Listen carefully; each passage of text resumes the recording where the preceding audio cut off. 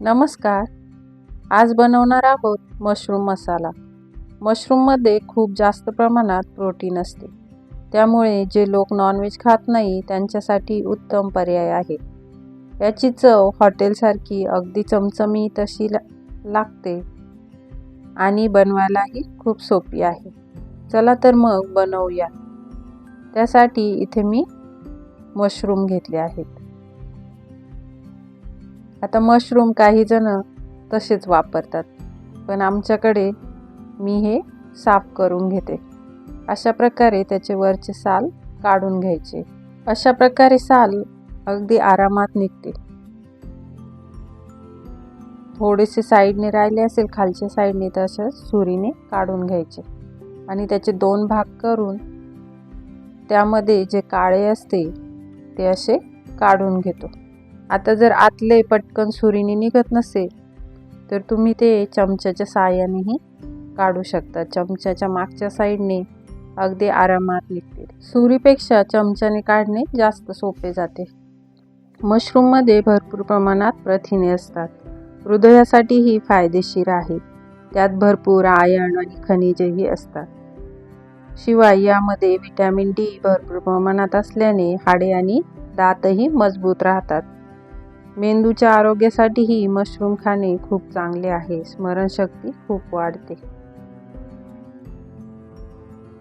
अशा पद्धतीने मी सर्व मशरूम इथे साफ करून घेतले. आता हे बारीक कट करून घेते.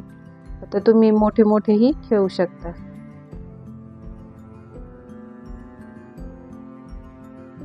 सर्व मशरूम बारीक कट करून घेतले. आता स्वच्छ धुवून आणि चाळणीमध्ये निथरत ठेवणार आहे मी.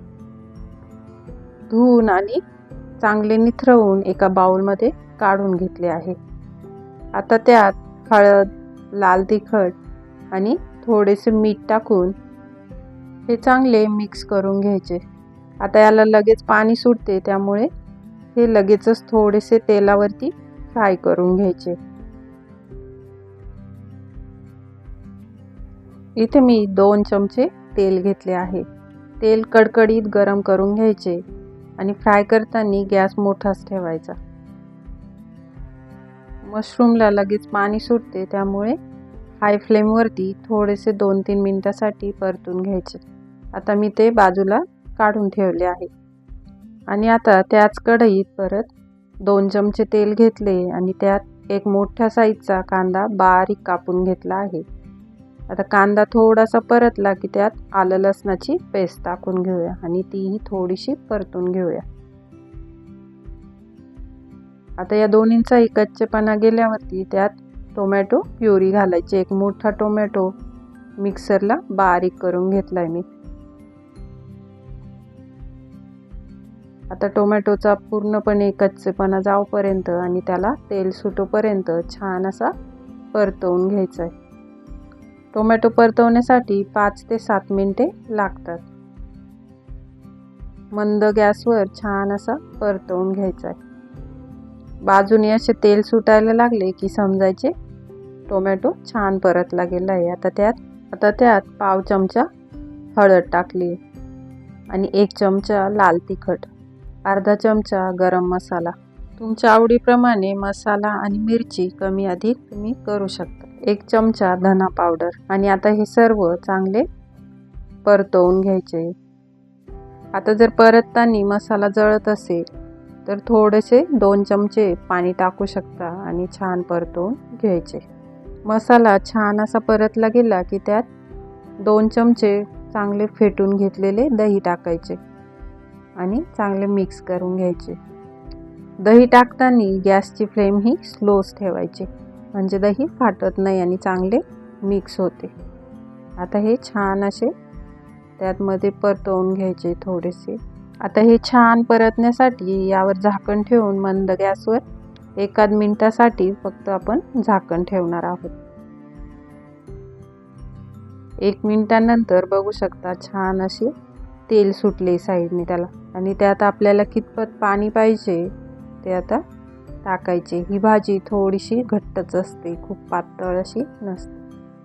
तुम्ही तुमच्या आवडीप्रमाणेही पाणी कमी अधिक करू शकता. भातासोबत, भाकरीसोबत, कशासोबत खायची आहे त्याप्रमाणे. आता त्यामध्ये मी 2 चमचे काजूची पावडर टाकली आहे आणि 1 चमचा मिल्क पावडर टाकली आहे. हॉटेलच्या चवीची भाजी बनवायची असेल तर काजू पावडर आणि मिल्क पावडर टाकायची, म्हणजे छान अशी भाजीला चव येते. आता हे दोन्हीही ऑप्शनल आहेत. जर तुमच्याकडे नसतील तर तुम्ही नाही टाकले तरीही चालेल. आता वरून फ्राय केलेले मशरूम टाकून घेतले.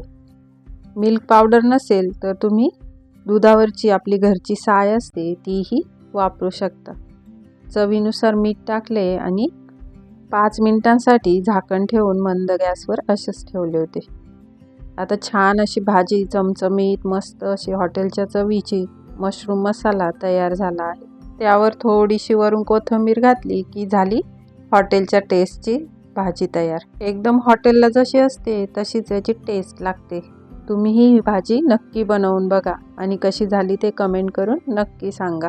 व्हिडिओ आवडला असेल तर लाईक शेअर नक्की करा आणि हो, सबस्क्राईब केले नसेल तर माय लेकी किचन रेसिपी चॅनलला सबस्क्राईब नक्की करा. चला तर मग भेटूया पुढच्या रेसिपीसोबत. तोपर्यंत मस्त खा, स्वस्त राहा.